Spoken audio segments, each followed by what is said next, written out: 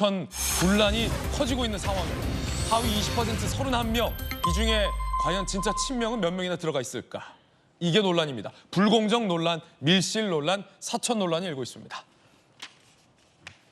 하루를 참지 않고 바로 탈당한 사람도 나왔습니다. 사선의 국회 부의장 김영주 의원입니다. 들어보시죠.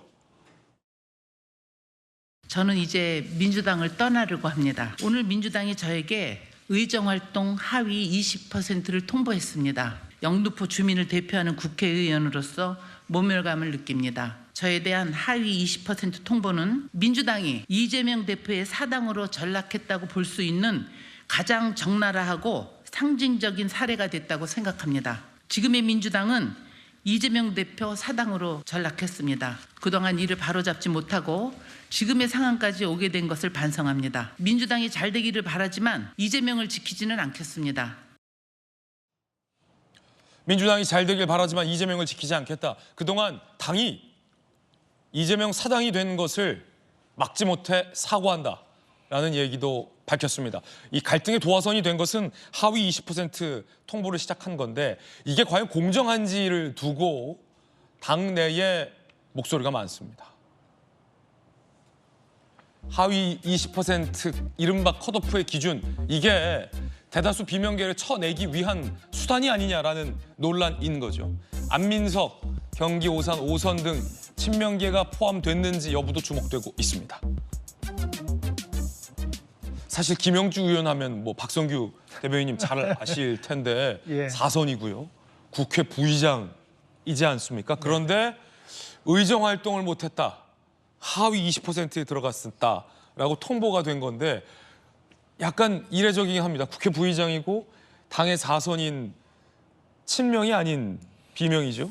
예, 제가 잘 알죠. 잘 아는 분이죠. 근데 지역구 관리 꽤 열심히 하는 분이에요. 그리고 열심히 한다고 주변에서 평가도 많이 받고 있는 분이고 당황했을 것 같아요. 당황했을 것 같은데 사선을 처음 시작을 노동운동을 하다가 비례대표로 이제 국회 첫 발을 들여가지고 지금 사선까지 왔는데 많이 저분을 보면서 생각을 좀 하게 됩니다. 정치가 뭔지 도대체. 그리고 저분은 통보받은 지 하루 만에 저렇게 탈당을 선언하면서 어떤 마음을 어떤 생각을 좀 갖고 있는지.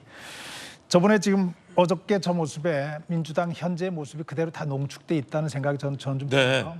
사선의 국회 부의장이면은 민주당에서도 중진 중에 중진이거든요. 국회 부의장 목도 민주당 몫으로 지금 차지해가지고 하는 것이고 민주당에서 혜택도 많이 받았고 대접도 많이 받았던 분인데 저렇게 느닷없이 선언했습니다. 사당화되어 있는 민주당을 더 이상 용납할 수 없다. 이제까지 바로잡지 못한 것 반성한다.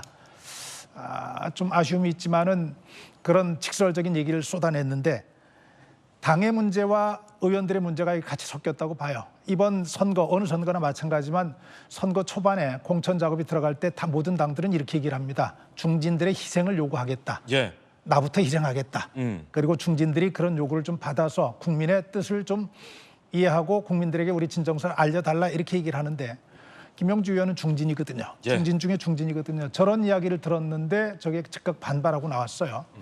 그 얘기는 뭐냐면은 왜 나만 갖고 그래 얘기가 또 되는 거거든요. 문학진 의원이 그랬던 것처럼 노웅래 의원이 그랬던 것처럼 왜 당에서 다른 사람들은 이재명 대표를 포함해서 정말 핵심적인 위치에 있는 사람들은 빠지지 않고 왜 나갔고 그래 이런 얘기를 하면서 이제 사당화 문제가 나오는 거예요. 당의 문제가 심각하게 들어가 있고 두 번째 문제는 그 당의 문제에서 비롯된 의원들 개개인의 문제예요. 제가 좀 전에 사선 의원이라고 얘기했어요. 저분 55년생입니다. 예. 55년생이면 70 다 되셨어요. 미안한 얘기지만 70 다 된 게 너무 연세가 많다는 이야기 아니라 4번 했으면 이젠 후진들에게 자리 내줄 만한 위치에 있습니다. 그리고 선거를 앞두고 정치권의 변화를 바라는 국민들에게 그런 식으로 자기 희생을 보여주면서 새롭게 정치판이 발전돼 나갈 수 있도록 그런 토대를 만들어줘야 될 책임이 있는 분인데 안 하겠다는 거잖아요. 예. 더 하겠다는 거잖아요. 그래요. 초선으로 정치에 들어왔던 친구들조차 전략공천으로 영입받았던 친구들조차 예. 포기하면서 나 초선하고 다음에 출마 안 하겠다고 하는 분들 여러 명 봤어요. 그분들이 얘기가 이구동성으로 공통된 얘기가 뭐냐면 부끄러웠다예요. 우리 정치판이 부끄러웠다는데 그 생각도 못 하는 거죠. 김영주 의원 저렇게 비장한 각오하셨는데 제가 한 가지 좀 리마인드 좀 시켜드려야 될 것 같아요. 저분이 4년 동안 뭘 하셨는지를 한번 좀 생각해 보셨으면 좋겠어요.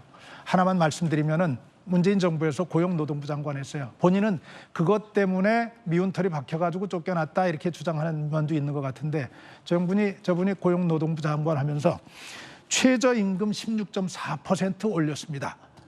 어떤 문제가 나타난지 아시죠? 그때 자영업자들 벼랑 끝으로 다 내몰렸어요.